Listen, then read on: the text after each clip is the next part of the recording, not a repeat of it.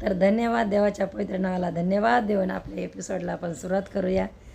तर माझ्या बहिणींनो भावांनो, मी आहे संध्या आणि तुमचं स्वागत आहे संध्या दिलसे चॅनलमध्ये. आणि मित्रांनो, काल मस्त पाऊस पडला मुंबईला आणि सगळी गरमी, जे उन्हाचा त्रास होता ना तो खूप कमी झालेला आहे. आणि गावाकडे खूप लोक आतुरतेने वाट बघत आहेत पावसाची. काल मैत्रिणीचा फोन होता गावच्या आणि बोलत होती की इकडे बिलकुल पाऊस नाही. एखाद्या चातक पक्षाप्रमाणे पावसाची वाट बघत आहेत शेतकरी. तर देवाला धन्यवाद, देव बाप्पा तिकडेही त्यांची तृप्ती करो आणि शेतकरी जे वाट बघत आहेत त्यांना पण पाऊस पडो त्यांच्या शेतामध्ये, अशी मनोकामना करून आपल्या एपिसोडला आपण सुरुवात करणार आहोत. तर मित्रांनो, भरपूर कामं असतात सकाळी सकाळी, पण मी ते बाजूला ठेवून तुमच्यासाठी व्हिडिओ बनवत आहे.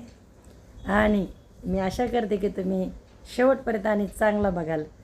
तर विषय असा आहे की बघा, जीवनामध्ये जर ह्या 5 गोष्टी तुमच्याकडे नाही आहे ना, तर तुमच्या जीवनात कोणीच खुशी आनंद देऊ शकत नाही. नंबर 1, आभार मानणे. काही लोकांना ना गोष्टी हरवल्या तर रडणार खूप आणि शोधून दिल्यानंतर आभारच मानणार नाही आहे. त्यांना त्या गोष्टीचं काहीच आभार नसतं. त्यामुळे ही गोष्ट देवालाही न आवडणारी आहे. कारण देवबापांनी सांगितलं की काय करा, उपकाराचं स्मरण करा, उपकाराचं काय करा, आभार माना, धन्यवादित राहा म्हणून सांगितलं देवबापांनी. तर नंबर 1 पॉईंट. नंबर 2, माफी मागणे. काही लोकांना किती मोठा गुन्हा केला ना, सॉरी बोलायची बिलकुल आदत नाही त्यांच्या जीवनामध्ये. त्यामुळे त्यांचं जीवन एकदम रुखसुखं दिसतं आहे मित्रांनो.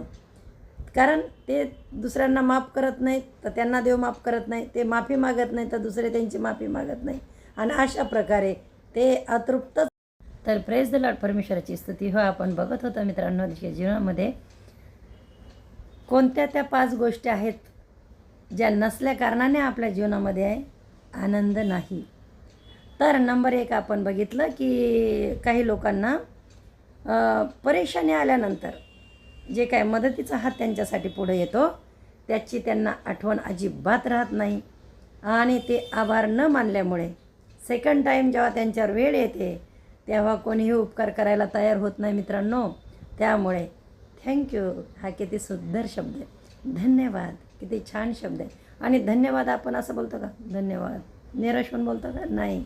धन्यवाद हा शब्द एक आपण खूप आभार मानून तो बाहेर येतो. धन्यवाद. तर धन्यवादातच आशीर्वाद आहे बघा. धन्य म्हणजे आशीर्वादित, बरोबर आहे की नाही. तर म्हणून धन्यवाद करायला विसरू नका. नंबर 2, काही गलत्या झाल्या तर माफ करायला शिका. त्याने काय होतं की तुमच्या जेव्हा गलत्या होतील तेव्हा लोक तुम्हाला माफ करतील.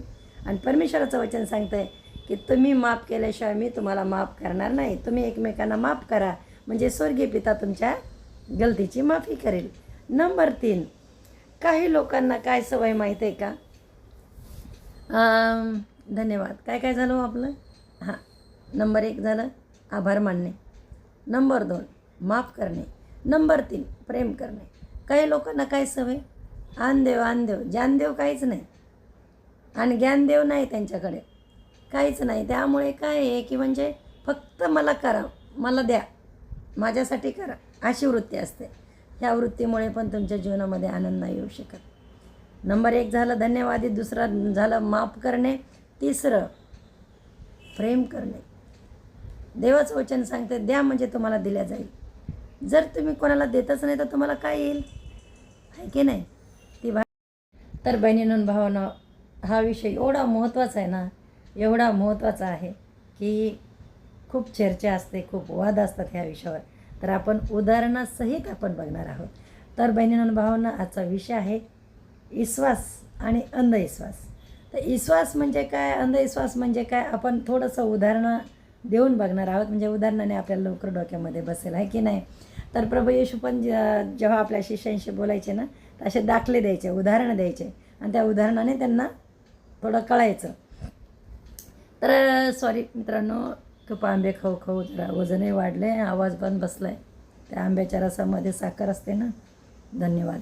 तर चला महत्त्वाचं बोलूया.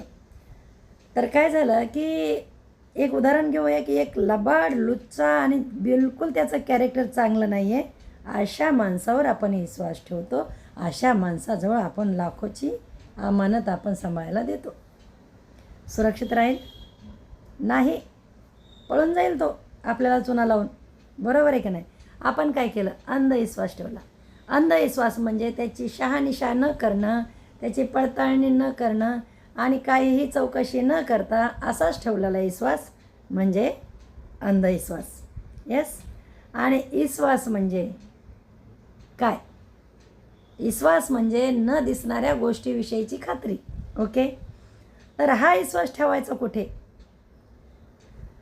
तर ज्याचं कॅरेक्टर चांगलं आहे, जो इमानदार आहे, ज्याला 4 लोक गवाही देतात की नाही हा चांगला आहे, नाही हा चांगला माणूस तुम्हाला फसवू शकत नाही, अशा माणसावर आपण डोळे बंद करून विश्वास ठेवतो. मित्रांनो, तसाच आहे परमेश्वर. त्याचे कॅरेक्टर बघा. त्याचं कॅरेक्टर असं आहे, तो पवित्र आहे, त्याने लोभ लालच केली नाही.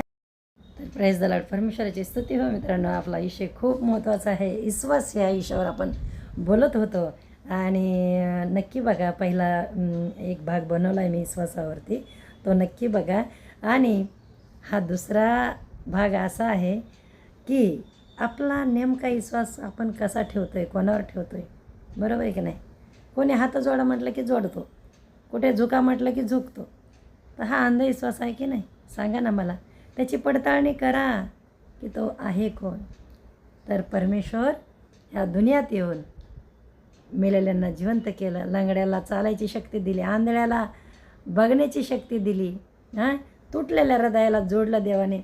आणि आंधी तुफान जेव्हा आलं समुद्रामध्ये शिष्य लोकांसोबत, तर आंधीला शांत केलं. शांत हो आणि आंधी तुफान शांत झाले. तर अनेक चमत्कार, मी खूप मोठा एपिसोड होईल, हा व्हिडिओ होईल. अनेक चमत्कार परमेश्वराने करून दाखवले. आणि ज्या क्रूसावर त्यांना क्रुसिफाय केलं, त्या क्रूसावर पापी लोकांसाठी प्रार्थना केली येशूने की हे पिता, यांना क्षमा कर, हे अज्ञान आहेत, यांना कळत नाही हे काय करतात ते. किती ती पवित्रता, ते कोणी विचार करतं आहे का मित्रांनो? आणि अशा परमेश्वरावर माझा विश्वास आहे. आणि त्यानेच मला बुद्धी दिली, त्याने आरोग्य दिलं. 25 वर्ष झालं मी एक टॅबलेट नाही खात, कसलीच गोळी नाही, डोकेदुखीची नाही, पोटदुखीची नाही, काहीच नाही. मन साफ करा देवाकडून, त्याच्या रक्ताने मन धुवून काढा, त्याच्या लहूद्वारे, आणि तुम्ही पवित्र व्हा. परमेश्वर म्हणतो पवित्र व्हा, पवित्र बना. आपण कोणीच पवित्र नव्हतो आणि नाही आहे, पण परमेश्वरावर विश्वास ठेवल्यानंतर आपलं जीवन पवित्र होतं. मित्रांनो, का तुम्हाला पवित्र जीवन पाहिजे का? आपण दुनियात बघतो समाजामध्ये किती घटना घडत आहेत आजकाल, किती वाईट वाईट गोष्टी घडत आहेत. तरी त्याच दुनियाच्या इच्छामध्ये